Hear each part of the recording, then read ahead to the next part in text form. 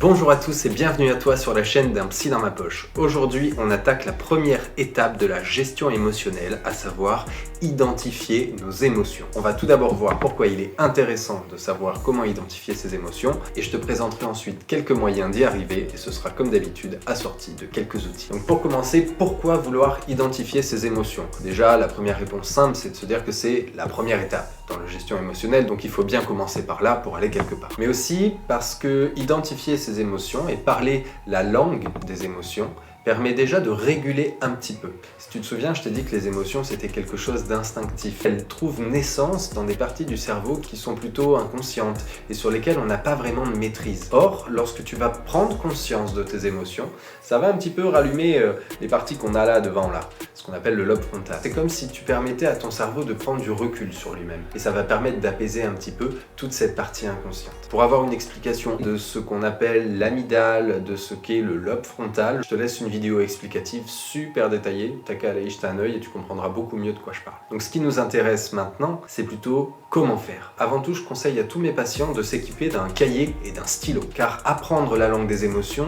est un véritable apprentissage à part entière, et donc il va te falloir t'équiper de tes petits outils. Je te conseille donc de prendre des notes de situations dans lesquelles tu as ressenti des émotions, en essayant de mettre ce que tu as ressenti et peut-être un petit peu les causes et te rappeler de la situation. Ça va te permettre de faire des liens notamment avec les causes des émotions passées et d'observer si des schémas émotionnels se répètent. Avant de commencer, il y a quand même une condition préalable. Tu as peut-être déjà dû l'entendre, mais il faut s'ouvrir à ces émotions et les accueillir. Comme on a dit, elles ne sont que des signaux. Ça paraît bête, mais la plupart d'entre nous, dans le quotidien, ne prenons même pas le temps de les écouter. On dit qu'il va falloir essayer de nommer les émotions. Mais si c'est trop compliqué de pouvoir tout de suite les dire avec les mots, je vais te montrer quelques petits moyens détournés qui vont te permettre de faire le job quand même et d'y accéder de manière un petit peu indirecte. Premièrement, il faut que tu fasses attention à tes sensations corporelle, car certes les émotions se passent pour partie dans le cerveau, mais certains pensent qu'elles pourraient même prendre naissance dans le corps. Ferme les yeux et observe ce qui se passe. Où se trouve la sensation?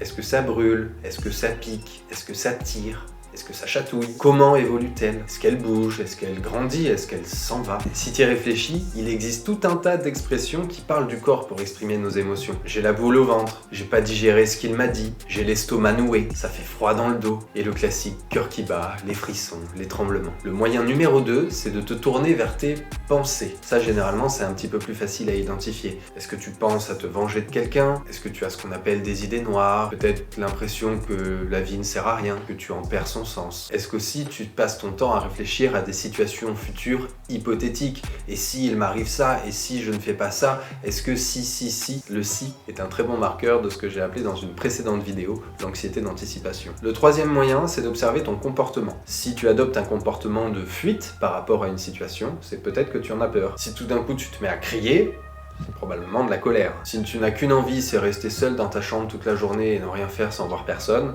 tourne-toi du côté de la tristesse. Mais dans tous les cas, le comportement n'est que la partie émergée de l'iceberg. Il va donc falloir aller chercher en dessous. Mais c'est un bon début pour commencer à tirer des fils. Un quatrième moyen, qui peut être plus étonnant, mais tout aussi efficace, c'est de prêter attention aux musiques que tu écoutes. On dit que la musique a des effets psycho-affectifs, c'est-à-dire qu'on va souvent écouter des musiques qui sont en résonance avec ce qu'on ressent. Ok, pour arriver au langage, il va donc falloir parler la langue des émotions. Pour la maîtriser, le plus simple, ça va être de la parler en nommant les émotions que tu ressens. Pour ça, il va falloir éviter les questions comme « est-ce que ça va ?» Ça amène une réponse sociale, souvent on va nous répondre que ça va alors que c'est pas le cas, et même un « ça va pas trop » ne nous dit pas grand-chose. Avec « comment est-ce que je me sens ?» c'est déjà un petit peu mieux, mais pareil, on a tendance à vouloir répondre bien ou mal, ça nous en dit pas plus. Essaye donc de te poser la question « qu'est-ce que je ressens ?» Ça va t'inviter à nommer une des grandes émotions de base. Je te les répète encore une fois,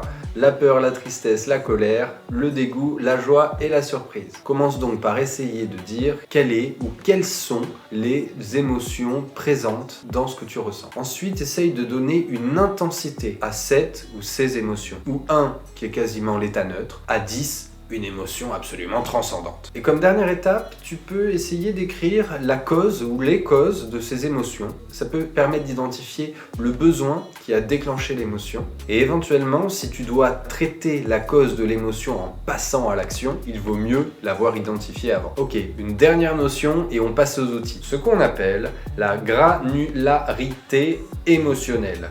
Le terme est un petit peu barbare, mais en gros, ça veut dire qu'il va falloir apporter de la nuance dans ce que tu ressens. C'est pour ça que déterminer une intensité peut être intéressant. Est-ce que je me sens peiné, triste ou complètement effondré? Est-ce que je me sens guilleret, joyeux ou complètement en extase? Est-ce que je ressens de la frustration, de la colère, voire de la haine? Comme dans toute langue, il y a un vocabulaire. Et faire ce travail de nuance va te permettre d'étoffer ton vocabulaire dans la langue des émotions. C'est pour ça que dans chaque vidéo sur les émotions de base qui vont suivre, j'essaierai de te donner un champ lexical qui gravite autour de chaque émotion. Au niveau des outils, nous avons donc quelque chose que j'utilise beaucoup en pratique, ce qu'on appelle une roue des émotions. J'aime beaucoup celle-ci parce qu'elle associe émotions de base, émotions plus complexes ou nuances, et une roue relative aux besoins, ce qui permet vraiment de faire le lien entre les deux. C'est quelque chose que j'ai l'habitude d'utiliser avec les jeunes enfants, mais je pense qu'il y a un intérêt à tout âge. Ça peut servir en dehors des crises, pour apprendre le langage émotionnel,